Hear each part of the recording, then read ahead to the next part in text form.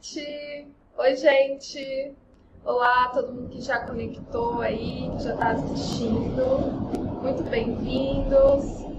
Manda aí um aviso pro WhatsApp para as suas amigas que amam costura ou amigos que estão querendo aí aprender mais sobre costura. Chama pra cá, tá? Só orientar lá, digitar na lupinha do Face Costura Surpreendente para encontrar nossa página. Conectar aí com a gente para assistir essa aula de hoje, que eu preparei com muito carinho aí, querendo solucionar algumas dificuldades, né, que eu passei também quando eu comecei, e compartilhar esses conhecimentos aí com vocês. Então eu preparei essa aula pensando nas dificuldades que eu passei quando eu comecei, né? Para quem já acompanha o trabalho, né, nós temos o nosso site www.costurasurpreendente.com.br, né? Se você quiser saber mais e ter acesso a mais conteúdos que a gente produziu, só acessar o site e divulgar também para suas amigas que amam costura. Essa aula de hoje eu preparei para falar sobre a escolha da máquina ideal, né, para começar a costurar.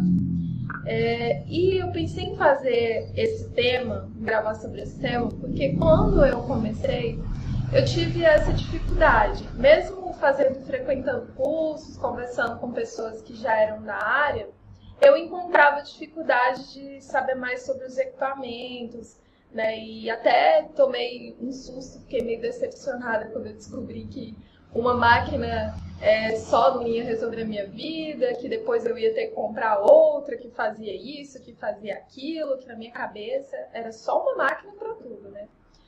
Só que aí, quando você está começando, realmente, você não vai comprar uma máquina para cada acabamento, né? Fica pesado e difícil para quem está começando dominar tantas máquinas diferentes. Então, você precisa ter uma máquina que te atenda em vários aspectos, né? Então, se você ficar aí até o final, você vai descobrir, né, como evitar frustrações, prejuízos, né, ao comprar a sua primeira máquina de costura. Você também vai descobrir o que a sua máquina precisa ter para te atender nas suas primeiras necessidades quando você está começando aí o seu caminho, né, no aprendizado de costura, os pontos que ela precisa ter, né, o que você tem que checar quando você compra uma máquina usada. E isso é muito importante, porque realmente tem muito anúncio, às vezes tem promoção, aí você acaba comprando sem verificar pontos importantes. Outra coisa é que, quando eu estou buscando aprender alguma coisa, eu sempre procuro ouvir alguém que tem experiência naquela área para evitar erros, né? E evitar coisas que eu posso, de repente, aprender com um aconselhamento, ouvindo um expert, ouvindo alguém que tem como me orientar. Então, se você assistir a nossa aula até o final também, você vai descobrir, né, como pular alguns degraus aí e evitar essas frustrações, esses aborrecimentos iniciais ao escolher o seu primeiro maquinário. Então, let's go, costureiras! Vamos começar a nossa aula. Então, vocês já devem estar vendo aí no fundo que eu estou com uma máquina, né, para mostrar. Não se prendam a marca ou modelo, né? Eu vou falar os itens ideais que a sua máquina precisa ter. Independente de marca, né, cada pessoa vai ter um aprendizado e uma opinião diferente, porque eu conheço alunas que têm máquinas que eu já tive, não me adaptei, nem para usar, nem para ensinar, e que se dão bem, né? Então, assim, eu vou falar de alguns modelos que eu gosto, né, que são resistentes, até porque eu dou aula, eu preciso ter máquinas resistentes, máquinas simples de manuseio, né? Mas você pode pesquisar outras marcas, outras séries, outros modelos, contanto que tenha, né, as características que eu vou explicar e possa te servir aí no seu início, tá?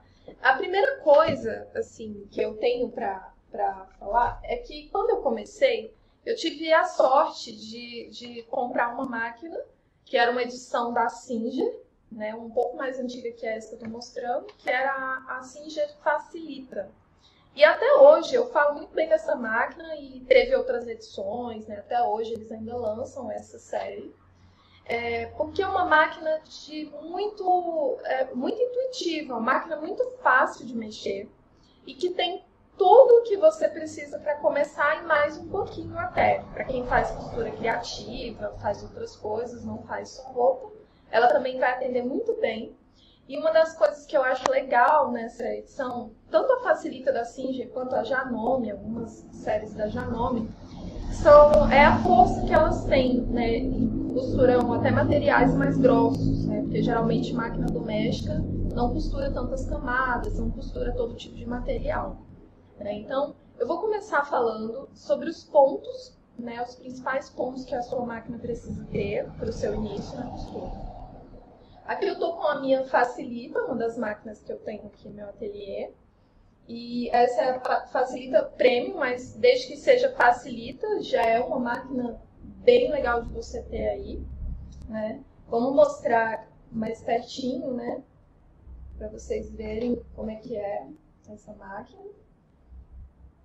E aí, agora eu vou falar sobre os pontos principais. O primeiro ponto, claro que toda máquina vai ter, né, a costura reta. Algumas têm variações de costura reta. Tem como você variar o modelo, né, fazer desenhos diferentes. Mas a costura reta, que aqui na minha aparece aqui os tracinhos, né, e ela fica regulada sempre que está posicionado o botão aqui, porque ela vai fazer a costura reta. Então, a primeira coisa que tem que ter na sua máquina é a costura reta. O outro ponto que é muito importante, que mesmo as máquinas que não têm vários tipos de pontos decorativos precisam ter, é o zigue-zague. Aqui eu tenho 4 modelos de zigue-zague nessa máquina. Sendo que ela ainda tem opções de pontos decorativos lá dentro dela. Que essa era um mecanismo mais antigo, de disco e tal. Eu tenho uma outra dessa que já não é, né? Ela é toda regulável aqui. Mas ela faz todos esses pontos. Isso aqui, para você começar, na verdade, você não vai usar. A não ser que você queira fazer coisas muito diferentes, enxovais, né? Mas o importante é você ter a costura reta, pelo menos um modelo de zigue-zague para os acabamentos, porque inicialmente a gente não tem um overlock, a gente não investe no overlock. Então, a gente precisa ter o zigue-zague para ir se virando nos acabamentos internos, né? Outro ponto importante é você verificar qual a posição do botão de retrocesso.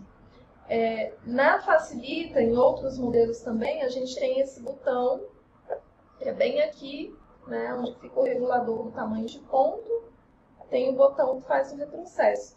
Tem máquinas que vão ter uma alavanquinha que você abaixa enquanto costura. Tem umas máquinas digitais, mais modernas, que é um botãozinho, uma setinha aqui, né?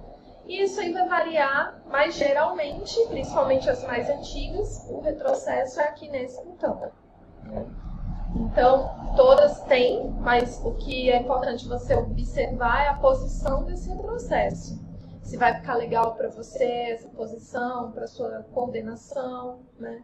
E escolher uma máquina que tenha um botão fácil. Eu gosto quando ele é aqui, onde fica nessa máquina mesmo. Eu, particularmente, não me dou bem com os botões de retrocesso, são botões pequenos que ficam na parte superior da máquina. Eu prefiro quando é aqui embaixo, né? Porque você já está com as mãos aqui na área de trabalho da máquina. Você só escorrega uma das mãos e aperta o botão. Você não tem que parar o que você está fazendo, olhar para cima e apertar o botão. Então, eu prefiro quando o botão é aqui embaixo. O enchedor de bobinas, que também, né, é de praxe que todas as máquinas têm. Essa está aqui do lado, mas tem máquinas que fica mais aqui no meio, né, vai depender do modelo. Nessa máquina ele é mais lateral. E o ponto caseado, que também nem toda máquina vai ter. Eu já vi edições, maquininhas da Singer que são super basiquinhas e não tem casinha de botão. E às vezes tem alunos que falam, eu vi uma máquina da marca tal, promoção, 200 e pouco. Ela só não faz casinha. Depois se arrepende de ter que comprar uma outra máquina, porque tem a ideia de fazer alguma coisa ali que tem casinha de botão e não consegue, né? A máquina não tem o recurso que traz para fazer na aula. Então, mesmo que agora você não esteja no nível de fazer uma camisa social, né, de fazer um vestido com abotoamento, mas daqui a pouco, né, você vai estar querendo fazer coisas mais elaboradas e vai precisar da casinha de botão. Já tem máquinas que estão bordando em um passo só, né? Você marca o botão, coloca o botão lá na sapatilha e ela já borda a casinha.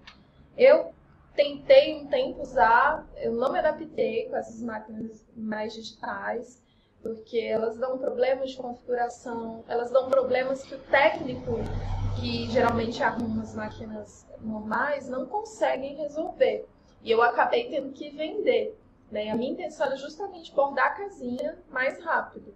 E eu percebi que essas máquinas mais simples, elas fazem uma casinha muito mais bonita, né? Mais difícil, porque mais demorado, porque é em 4 passos, mas a casinha sai bem bordada e você não fica tendo problema de configuração com placa, né? Então, por isso que eu recomendo essas máquinas mais durinhas, mais simples, né? Sem tantos recursos, tantas novidades, mas que atendem tudo que a gente precisa. Então, essas são as coisas essenciais, os pontos essenciais que você precisa ter. Nada mais do que isso, já vai atender os seus primeiros meses aí de aprendizado, seus primeiros anos até.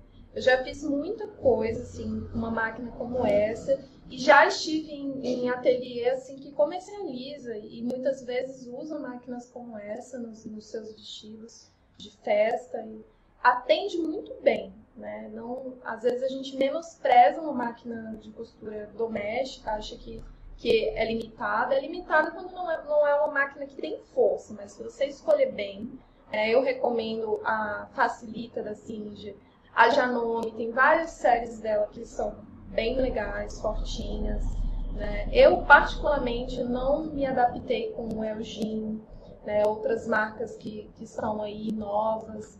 Eu sempre prefiro edições como a Facilita, Tradiction, da Singer.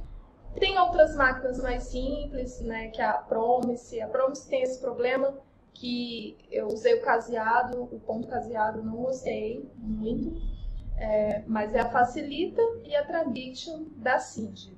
E a Janome, que eu também tenho visto as meninas comprarem, não tem problema, também é uma máquina forte, né.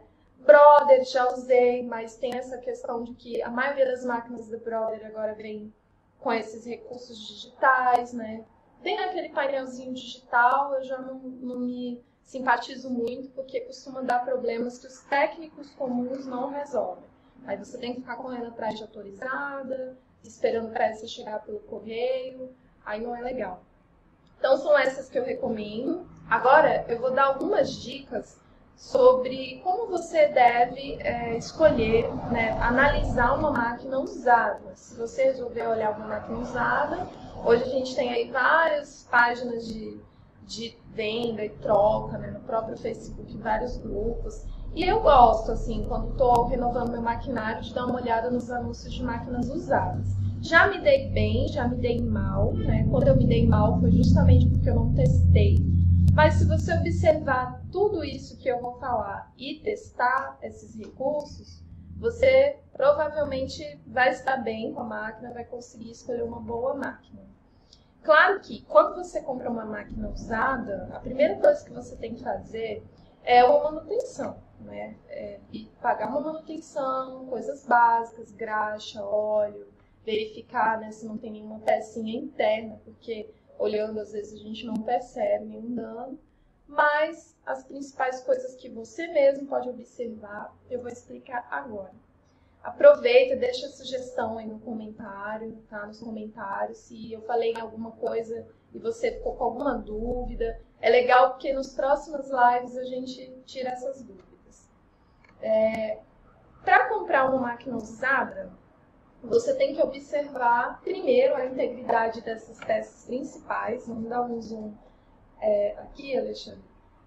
Enchedor de bobina, né? Ver se ele está fazendo legal esse movimento. Ó. Se ele trava quando você empurra e fica, permanece no lugar.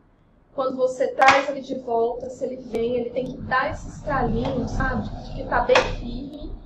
Porque isso é o que vai possibilitar você conseguir encher a bobina. Se ele estiver solto, ou duro demais para puxar, ou não faz barulho nenhum, vai muito leve, você já é legal testar, verificar se ele está enchendo mesmo. Verificar se a máquina tem pelo menos uma dessas hastes, porque essa é removível. Ela pode vir ou não, e ela também pode ser comprada separadamente. Praticamente todas as peças da máquina, né? Mas é bom você verificar se tem, né, uma delas. As tampinhas também você pode comprar, que é o que prende o retrós, né? Às vezes não vem, a pessoa perdeu. Verificar se essas peças que prendem a linha, né, que fazem a passagem da linha, estão todas bem conservadas para você fazer a colocação de linha, né? Se esse looper que fica aqui, vou mostrar mais de perto, esse looper aqui, se quando você mexe o volante da máquina, ele obedece, porque se ele estiver solto aí, com certeza tem peça quebrada lá dentro, então quando você gira o volante, ele tem que mexer. Verificar se essa peça que faz a regulagem da tensão da máquina está presa, porque se ela estiver solta, tem peça interna lá quebrada, né, no bloco. Verificar também se essa alavanca de trás, que aqui não vai... Eu vou virar a máquina, já que ela não está ligada. Bom, atrás da máquina tem uma alavanca que levanta o pezinho, né? Você verifica se realmente o pezinho, quando você desce, ele desce, encosta na chave. Quando você sobe, ele sobe lá. Então, verificar isso também. É legal você também, de repente, costurar no retalho para ver se está saindo legal os pontos. Mas se você pelo menos fizer essa verificação dessas peças, você já escapa de um futuro problema. Abrir, né? Tem máquina que tem o bloco da bobina. Vamos dar um zoom aqui, Alexandre, para mostrar essa parte de cima da bobina. A caixa de bobina. Tem máquina que tem uma caixa de bobina na parte externa, que você consegue acessar fácil, né? Só puxar a tampinha. E tem máquina que é embaixo. Então você tem que verificar se essa peça está completa. Aqui eu estou com uma bobina dentro, mas ela tem que estar completinha aqui, ó. Tem que ter a caixa de bobina, né? E você tem que ver se ela não está solta, se ela está bem colocada, né? Para você depois poder encaixar a bobina direitinho. Tem uma máquina que tem a caixa de bobina na parte de baixo. E a própria caixa de bobina, como é de metal, dá para você retirar. Então, aí já é mais difícil saber, né? Porque, na verdade, você tem que verificar se a estrutura que segura aquela caixa não está soltando nenhuma peça. Tá? Mas é praticamente o mesmo processo que eu fiz aqui. Tirei a bobina, né, e verifiquei se a caixa de bobina está presa aqui dentro e está firme.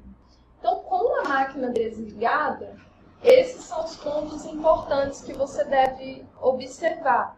Claro que se você tiver a oportunidade de ligar a máquina, testar no retalho, né, se você não costura, pedir para alguém com você fazer isso, é mais seguro para você ver como é que é o ponto, né? Às vezes é bom você já ir com uma agulhinha reserva, uma agulha de máquina reserva, porque geralmente máquina que está guardada está com a agulha cega e vai dar problema no ponto, você vai achar que é a máquina, não é a agulha, né? Então, são esses pontos que eu observo quando eu vou escolher uma máquina que já foi usada. Essas dicas são super importantes para você não se frustrar, né? Não escolher um equipamento errado e ter a oportunidade também de pesquisar, né, equipamentos seminovos, que é uma boa. Tem gente que compra, deixa guardado, resolve vender, é uma oportunidade para quem está querendo economizar. Eu falei também sobre as marcas que eu recomendo, né, as edições que eu recomendo, da minha experiência com as máquinas digitais, com as máquinas mais modernas. Claro que, como eu falei no início, cada pessoa vai ter uma experiência. Eu conheço, tem uma aluna que tem uma edição parecida, igual à máquina que eu tive e vendi. E ela se dá muito bem com a máquina. Ela tá fazendo até roupão, que é no atoalhado, que é um material bem mais grosso, né? E tá colocando zippers de destaque com ela, e tá trabalhando sempre com ela, tá fazendo encomenda, se deu bem com a máquina. Pra mim já não funcionou. Então é da experiência de cada um. Mais baseado no que eu tenho vivenciado, dando aula, trocando meu maquinário, essas foram as dicas que eu achei importante passar para vocês.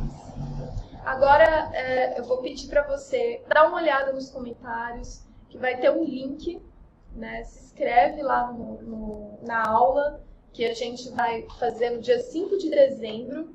Se você tem vontade, né, de produzir uma primeira peça de roupa surpreendente, você quer aprender o segredo, aí uma coisa nova, inovadora mesmo, diferente para você fazer a sua primeira peça de roupa já surpreendendo, se inscreve, aí nos comentários tem um link, clica daqui a pouquinho e vai lá para o nosso site se inscrever para essa aula.